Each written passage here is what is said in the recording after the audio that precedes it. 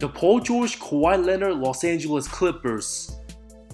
An absolute disgrace of a travesty. No rings to show for, no finals appearance, unreliable, missing games with injuries, either one or the other, the two allergic to stay on the floor at the same time. All these years, still chemistry issues, half a decade together, 3 total playoff series won in 5 seasons, the absolute worst trade in NBA history, embarrassing pandemic PP, Paul George's disastrous performance, the 2020 bubble, clearly his most remembered time during his disappointing stint with the Clippers, but just 26 total playoff games as a unit, an absolute failure of a disaster class from the organization that became instant title favorites the moment Kawhi and George took their talents to the bottom shelf Los Angeles team, a franchise that continues to be cursed and cursed forever from the Lob City era to the Donald Sterling days. These past several months, absolutely brutal for the Clippers organization. Now they're relying on past his prime, soon to be 35-year-old James Harden, an injury-prone Kawhi Leonard, and no first-round picks till 2030. An epic embarrassment of a tenure. If anybody thought the two exceeded expectations together, absolutely false.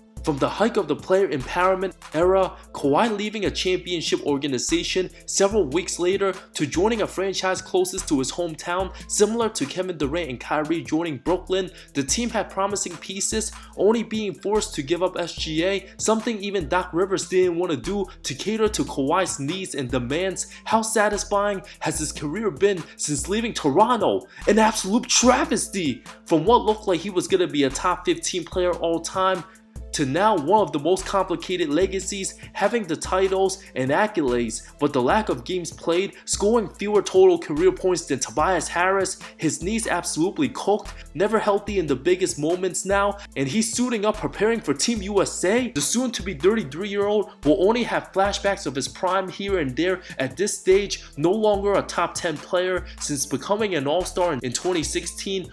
Leonard's only had 3 healthy postseason runs, 2016, 19, and 20, and when playing his best, gets hurt 2017 Zaza, 2021 ACL, and knee problems each of the last 2 seasons, despite resting 2023, only to get hurt couple games into the playoffs. 2024 played enough games to qualify for All-NBA, but got hurt towards the end of this season. The team desperately now moving to a new arena. The curse shall be removed due to the effects of Donald Sterling, the only logical explanation for the unlucky breaks. As 2019 free agency, the most anticipated moment after July 5th, nearly 2 AM on the East Coast, many fake news sources exposed. The longest NBA summer we remember, multiple Woj bombs dropped after another when PG lied to OKC fans saying he's there to stay after signing a fat contract, bailed a year later for all-time infinite draft picks. Both George and Leonard considered the premier two-way players. Pat Bev jumping up and down, talking smack before winning anything. PG coming off an MVP caliber season with OKC, also dirt for Defensive Player of the Year, May 1st team over Kevin Durant, while some recalled Kawhi the best player in the game after winning the title. With the depth of Montrezl Harrell, Lou Williams, and Beverly, team drew comparisons to the 96 Bulls. Those Clippers 5 years ago without Kawhi and PG could have been in OKC's current position, with Shai Gilgeous-Alexander now a better player than both George and Leonard by far, and has been since 2023. Franchise being too willing to listen to their biggest prize resulted in one full playoff run with both healthy, still the most embarrassing 3-1 meltdown in NBA history.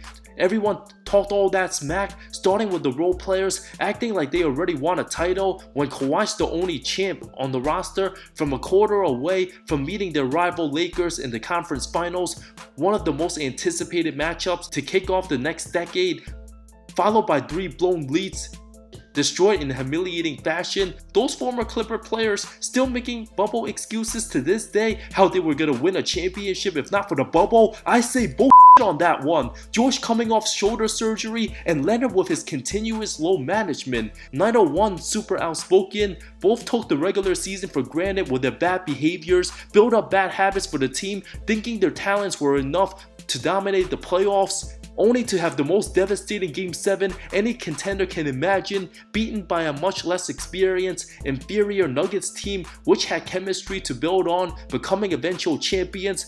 The loss blamed heavily on Doc Rivers, replaced by Ty Lue. The 21 season, the duo looked like they could get it done together. After getting humiliated by 21-year-old Luka, down 3-2 on the road, George 6 of 15 shooting. It was Kawhi playing arguably his best all-time game, 45 points, 18 of 25 from the field masterclass to start off elimination. Came back in the fourth quarter, a man possessed, forcing a Game 7, put on the finishing touches in an epic series. 2021, NBA absolutely wide open. Multiple teams had a real shot at a title given all the injuries and short turnarounds dating back to the bubble. Many truly believed if Leonard's knees held up, team would have easily beaten the Suns and win the finals over the Bucks. But without Kawhi Game 5, PG's best performance on the road, 37 points, 16 rebound masterpiece, alongside Marcus Morris, Reggie Jackson, Terrence Mann, an impressive road win on the #1 seed, a Game 6 masterclass followed by Ty Lue, exposing Utah's weak defense and Rudy Gobert. The Terrence Mann game, still missed communication on Kawhi's status being day-to-day when it turned out he was going to be out a full year. George later played well, took Phoenix in the conference finals to 6. But the Clips never recovered from its apex. PG, hampered by elbow injury on his shooting hand, played just 31 games the following season, relying mostly on Reggie Jackson, Marcus Morris, and Mann. Team couldn't even get out the play-in. Consider a wasted season. 2023 came along. The two duo already consider a disappointment, but the front office doubled down. George missing 83 games last 3 seasons combined. Both missed 56 total games. Signed Russ Westbrook during the deadline after getting abused by the Lakers. A 44-win season. As it appeared Kawhi would finally be healthy for the playoffs, George couldn't play with knee injury. In a showdown with Phoenix, Leonard balled out with 38 Game 1 win, also dropped 30 plus Game 2, but the worst case scenario happened unfortunately. Torn his meniscus, couldn't play the rest of the series, left Russ Westbrook out there by himself, lost in 5 with nothing to show. Leonard being 32 years old, George 33, new arena on the horizon. Many believe the Clippers window already shut with no assets to show. Their only option, waiting for a disgruntled star player demanding a trade, and that's exactly how they got James Harden. A weird mix of different personalities. PG, passive aggressive, not reliable. Harden, a regular season player who chokes in the playoffs. Westbrook, a shell of himself. Kawhi gets hurt way too often, half man, half a season. Giving up a couple key rotational players for a past his prime but still star caliber James Harden, a trade many didn't like due to his many playoff failures, never playing his best when it mattered most, also giving up depth when their 2 stars often not in uniform. Harden the only true playmaker, Jordan, PG, and Kawhi's tenures. Signing John Wall an absolute failure. Given both Kawhi and PG play similar positions, not the best passers. With Harden's arrival after starting 3-7, team got it clicking, posted a 34-15 record, even held first place in the West in January.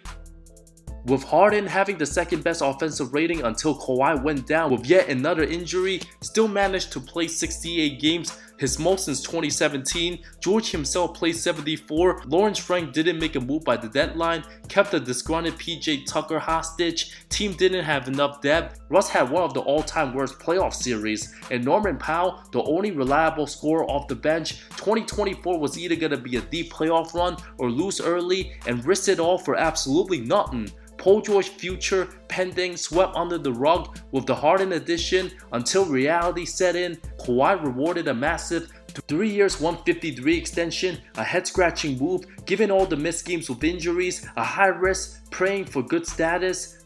Many question whether Leonard wanted another contract before his knees fully gave out so he could play as many games possible without sitting out. Given his health history, his chances staying healthy highly unlikely, especially from his time with San Antonio. Many turned on him, accused him of being selfish. Many left without answers for days, weeks, later became months. So bad to the point even his teammates and medical staff didn't know what was going on, and Kawhi himself never speaks publicly. With the media looking to spark debates, leading to false narratives. After the extension, Kawhi's knees, like many predicted, did not hold up, missed the last 23 days of the regular season, sat out the final 8 games, and missed Game 1 of the Dallas series, a matchup many Clipper fans were not so confident about. His team won without him, but Game 2 came back, looked super rusty, never in sync, did more harm than good for his team.